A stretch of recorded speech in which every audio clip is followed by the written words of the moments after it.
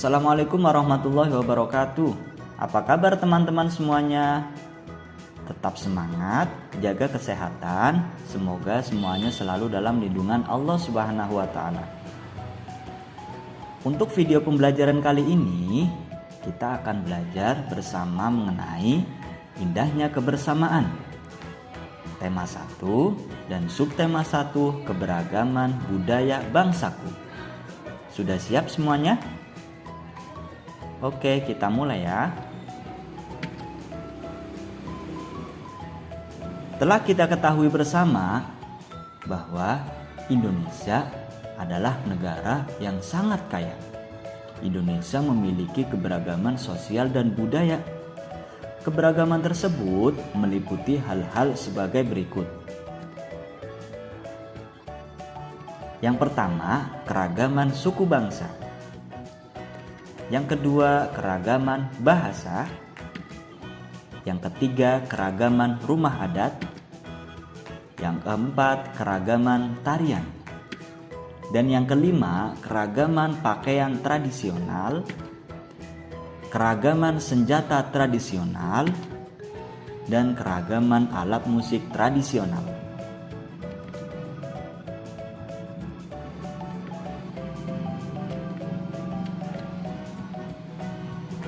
Yang pertama, keragaman suku bangsa. Suku bangsa merupakan sekelompok golongan yang hidup bersama di suatu tempat dan memiliki ciri-ciri budaya yang sama. Contoh suku bangsa di Indonesia yaitu suku Jawa merupakan suku bangsa terbesar di Indonesia, yaitu berada di Pulau Jawa. Untuk yang kedua, suku Betawi berada di DKI Jakarta. Untuk yang ketiga, suku Bugis Sulawesi Selatan, dan suku Sunda dari Jawa Barat, dan suku Asmat dari Papua, suku Minahasa dari Sulawesi, dan lain-lain.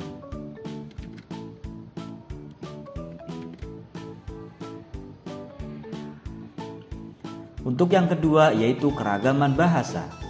Bahasa merupakan alat komunikasi yang digunakan oleh manusia. Contoh bahasa daerah yang ada di Indonesia yaitu bahasa Betawi, bahasa Batak, bahasa Sunda, dan bahasa Madura.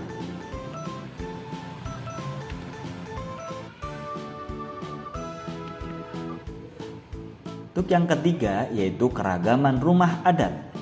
Setiap provinsi memiliki rumah adat yang berbeda-beda.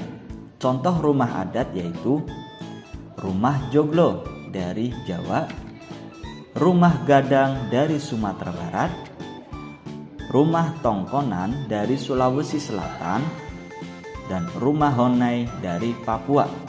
Dan masih banyak lagi rumah adat yang ada di Indonesia.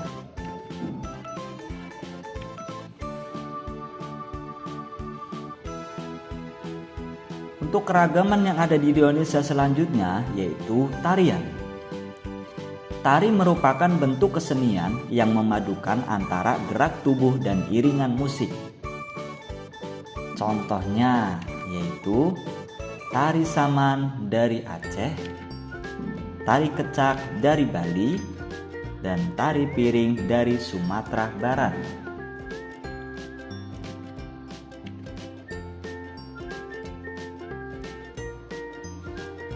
Untuk keragaman yang selanjutnya yaitu keragaman pakaian tradisional. Pakaian adat atau pakaian tradisional merupakan pakaian khas suatu daerah yang biasanya dipakai dalam acara adat. Contohnya, ulai balang, pakaian tradisional dari Nanggro Aceh Darussalam. Yang kedua, kebaya, pakaian adat tradisional dari Jawa Tengah. Dan untuk yang selanjutnya yaitu bundo kanduang dari Sumatera Barat.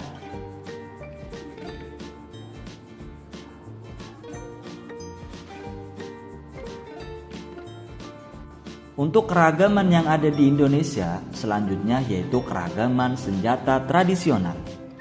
Senjata tradisional digunakan sebagai pelengkap pakaian adat. Contohnya, ada panah dan busur dari Papua, atau sundu sudu, Nusa Tenggara Timur. Ada pisau belati dari Papua Barat dan parang sulawaku dari Maluku Utara. Ya, parang salawaku merupakan keragaman senjata tradisional dari Maluku Utara. Untuk golok dari Jakarta, keris dari Jawa Tengah, dan ada keris yang dari Yogyakarta. Celurit dari Jawa Timur, dohong dari Kalimantan Barat, dan ada mandau dari Kalimantan Timur.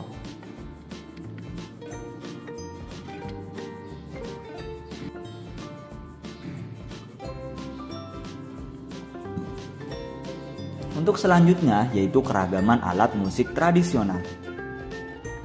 Setiap provinsi memiliki alat musik tradisional. Cara memainkan alat musik tradisional pun beragam. Ada yang dipukul, ditiup, dan digesek. Contohnya, alat musik tifa dari Papua dan juga Maluku. Alat musik rebab dari Jawa Barat. Alat musik gong dari Jawa Tengah, dan alat musik angklung dari Jawa Barat. Nah, mungkin teman-teman sering melihat alat musik yang berasal dari Jawa Tengah, yaitu gong atau angklung dari Jawa Barat.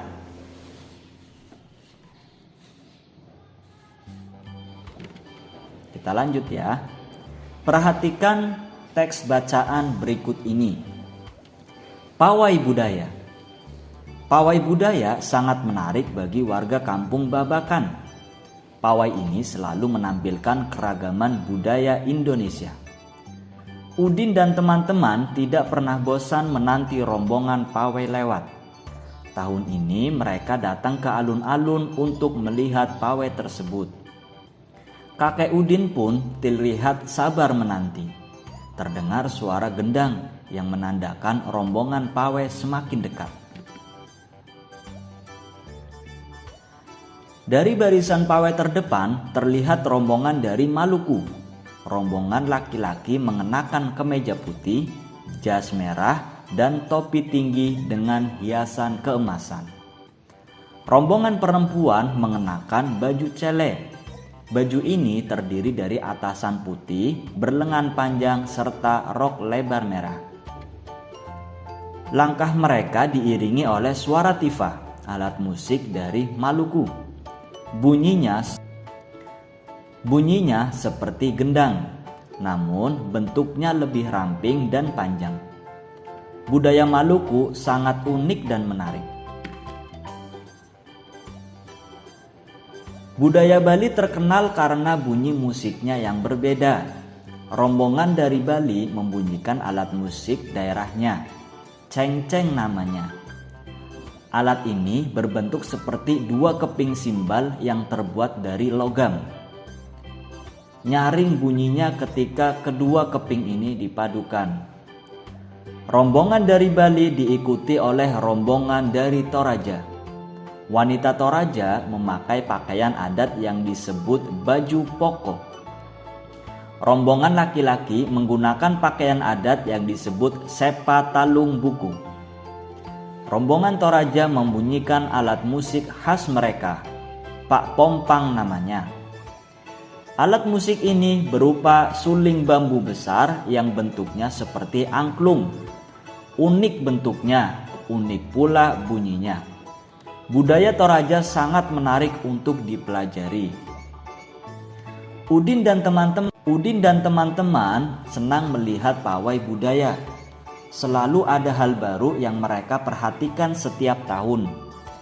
Pakaian adat dari berbagai suku di Indonesia selalu menyenangkan untuk diamati. Benar kata Ibu Udin, kebudayaan Indonesia memang sangat beragam, kaya dan mengagumkan. Nah, untuk selanjutnya perhatikan penjelasan berikut ini.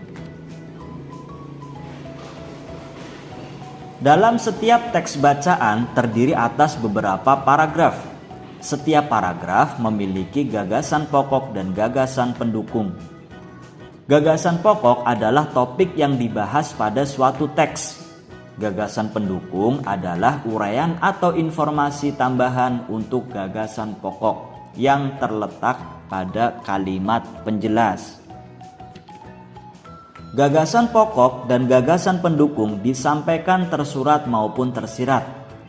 Maksudnya secara tersurat yaitu gagasan pokok dapat ditemukan pada kalimat utama yang terletak di bagian awal paragraf, akhir paragraf, atau awal dan akhir paragraf. Cara menentukan gagasan pokok dan gagasan pendukung pada suatu teks adalah: 1. Bacalah teks dengan saksama. Yang kedua, cermati kalimat pertama hingga kalimat terakhir pada setiap paragraf. Yang ketiga, temukan kalimat utama dan kalimat penjelas dalam suatu paragraf. Setelah kita baca teks bacaan tadi yang berjudul Pawai Budaya, marilah kita mencari gagasan pokok dan gagasan pendukungnya. Kita perhatikan kalimat demi kalimat yang terdapat pada suatu paragraf. Untuk kalimat yang pertama, pawai budaya sangat menarik bagi warga Babakan. Untuk kalimat yang kedua, pawai ini selalu menampilkan keragaman budaya Indonesia. Kalimat yang ketiga, Udin dan teman-teman tidak pernah bosan menanti rombongan pawai lewat. Yang keempat, tahun ini mereka datang ke alun-alun untuk melihat pawai tersebut. Untuk kalimat yang kelima, kakek Udin pun terlihat sabar menanti. Kalimat yang keenam, terdengar suara gendang yang menandakan rombongan pawai semakin dekat.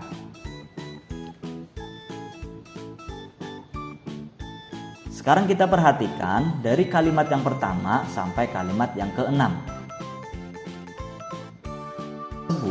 Inti dari paragraf tersebut yaitu